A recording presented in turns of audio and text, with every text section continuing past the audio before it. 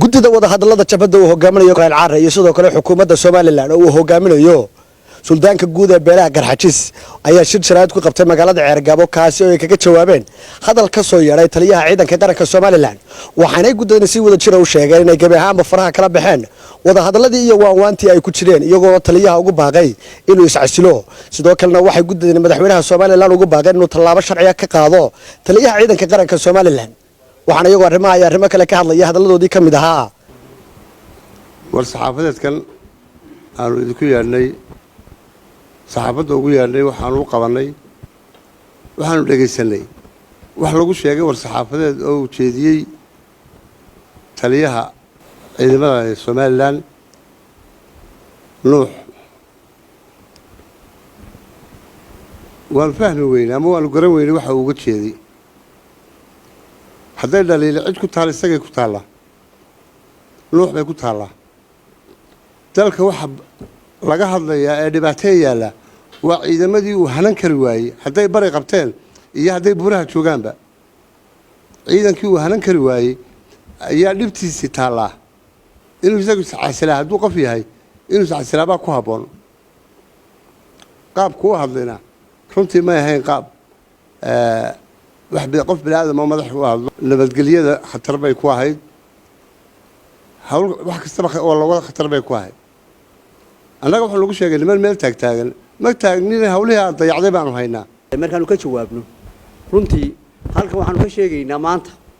in badan baanu warwareegaynay oo hadallo badan aanu iska daynaynay in badan baana Nuuxin laga warwareegayay horta nusqaani cid ay ku taallaa waa isaga inta tagtay ee ka tagtay ciidanka qaranka isaga waa tagtay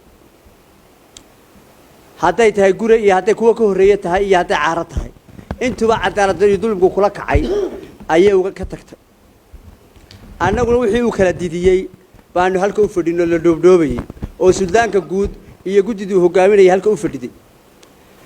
hadday cid gacan ku dhigla tahayna waxaan leeyahay Nuux baa gacan ku dhigla ah calankii joogay laamiga bariga maanta Ceergabo u yaala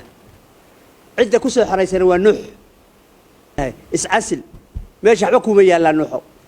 dalkuna aduu kugu burburay adeerkaana waa kugu daawanaya waxaanu leenahay haddaanu kula qabin madaxweynaha waxaanu soo jeedinaynaa Nuux inuu maanta tallaabo ka qaado degdeg xilkan laga qaado sayid maxamed cabdullaahi xasan baa waqtigiisii nin xero ku xareeyay wuxuu waa la dilayaa ninka ay aroorta ooda aad ugu adkeeya markaasaa lagu dhacmiyay oodii markii cid waliba ka ruuxday buu keligii isla hadlay wuxuu yidhi waa lay dardaar warinayaa darajada iyo awg cirku waa daruuraynayaa goorudii iyo awg aniga iyo daraawiish midkii dhiikadii iyo awg Nuux waxaan leeyahay waa dardaar warinaysaa Caare haddaad soo qabanayso hadduu fasax ku yahay haddaanu cidla joognayna haddaanu ka baxnay dadka reer Soomaaliland waxaan u sheegaynaa haddii cid dembi lagu qaadayo dembiilaha ha lagu qaado cidda dembiga leh Nuux wuxuu istaahil ku yahay in la geeyo heeg jamhuuriyaddii Soomaaliland la lahaa ee la oranayayna maanta uu burburiyay sidaa darteed waxaanu dadka u soo jeedinaynaa kuwii wax xasuuqay iyo kuwa uu hadda la soo socdo xasuuqaba waxaanu leenahay dacwadiisa ha loo gudbiyo heeg oo caalamka ha loo bandhigo madaxweynahana waxaanu leenahay ha ku darsamay ninka ha raacin haddii wax ku hadheen ha raacin ee ka soo hadh oo tallaabo ka qaad oo dadka tus inaad madaxweyne u tahay haddaad reer tihiinna oo dee habarwalnimo ku hadlaysaan oo ku hanjabaysaanna dee waxaad doonaysaan fuliya dinkama hor joognee haddaa fasax u tihiin Soomaaliland oo maanta ku hadlay wax carruurtu ay la yaabtay dad waaweyn daayo waxaan xasuustaa gabayga xasan tarabi ahaa waraabaaci ayay ka soo carara aabooyin carruurtaasaa lagu sabaayay ka caqli weynuunku jaranka ciidanku hadduu annagana doonayo fasax buu yahay maanta hanala ballamo gadhow lagu sii daaya gafur dhaaf waa bilaahi tawfiiq anigoo ku hadlaya afka waqooyiga Sanaag deegaanka meesha haddan jabadu joogto waxaanu leenahay Nuux taani gacmaha haddii lagu hayay maantaanu ku fasaxnay oo wixii aad samaynayso Caare maanta ku samay